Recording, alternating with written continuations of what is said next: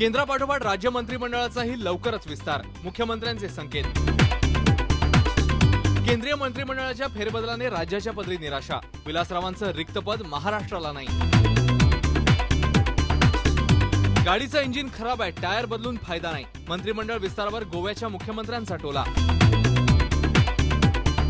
Indian ग्रांड प्रीत Sebastian Vettel superfast, वेटेलला सलग दुसऱ्या वर्षी विजेतेपदाचा मान। केंद्रातल्या फेरबदलानंतर राज्यातही मंत्रिमंडळाच्या विस्ताराचे वेध लागलेत। राज्य मंत्रिमंडळाचा विस्तार देखील लवकरच करणार असल्याचे स्पष्ट संकेत मुख्यमंत्री पृथ्वीराज चव्हाण यांनी दिलेत। केंद्रीय मंत्रिमंडळामध्ये आज विस्तार करण्यात आला, मात्र महाराष्ट्राच्या वाट्याला काहीही आलेलं नाही। विलासराव देशमुखांच्या निधनाने रिक्त झालेलं पद महाराष्ट्रातल्याच एखाद्या नेत्याला मिळेल अशी चर्चा होती, पण तसंच झालं नाहीये। मंत्रिपदाची आशा लावून बसलेल्या विलास मुत्तेमवार आणि गुरुदास कामत यांच्या पदरी घोर निराशा आली आहे।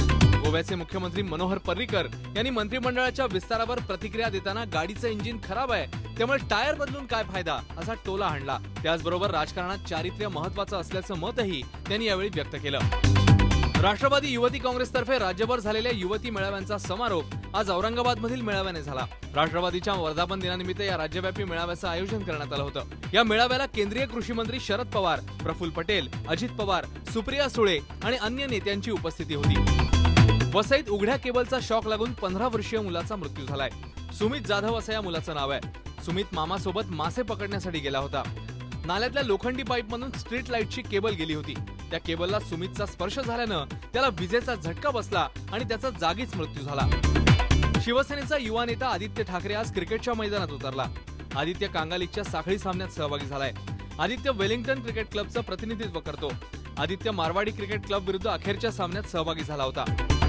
इंडियन ग्रांड प्रीत रेडबुलच्या सेबॅस्टियन वेटेलने अपेक्षेप्रमाणे बाजी मारली। वेटेलने सलग दुसऱ्या वर्षी इंडियन ग्रांड प्रीचं जेतेपद पटकावलंय। या स्पर्धेत फेरारीचा फर्नांडो अलोन्सो दुसऱ्या तर रेडबुलचा मार्क वेबर तिसऱ्या स्थानावर राहिले।